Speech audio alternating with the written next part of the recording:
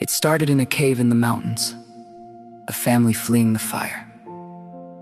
A story born of survival and a messy, complicated bloodline. They settled the high plateaus, the brother who moved away, building cities on the edge of the desert, watching the sun hit the Dead Sea.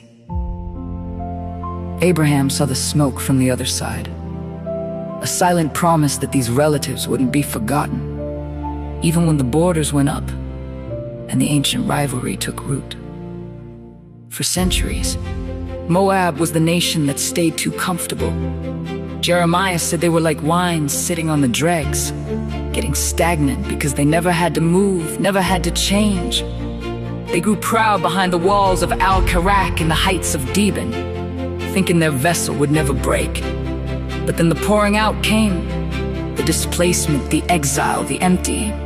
They had to lose their name to find their real purpose in the dust. There's a bridge that runs from the Jordan hills to the Bethlehem fields, built by a woman who refused to let the old labels define her. Ruth didn't care about the Moabite stigma or the foreigner tag. She walked into a new story with a loyalty that reset the clock.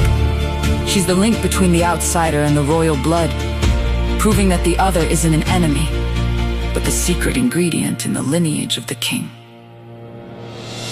You can drive the King's Highway today and see the names are still there. Madaba, Mount Nebo, the deep canyons of Wadi Mujib. The map of 2026 is in a museum. It's a living document. Jeremiah's restoration isn't just about ancient scrolls. It's about the land thriving again, becoming a shelter for the displaced. Just like the prophet said, a place where the outcast finds a home.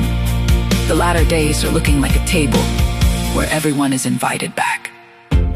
Think about the irony of the bloodline. The great king of Israel has a Moabitess for a grandmother. The DNA of the outsider is woven right into the heart of the Messiah. It's a message for 2026. No one is too far gone.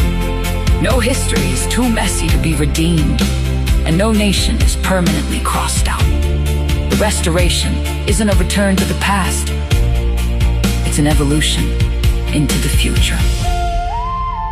The river isn't a wall anymore. It's a meeting place.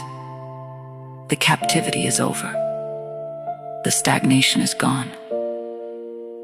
From the heights of Jordan to the heart of the promise,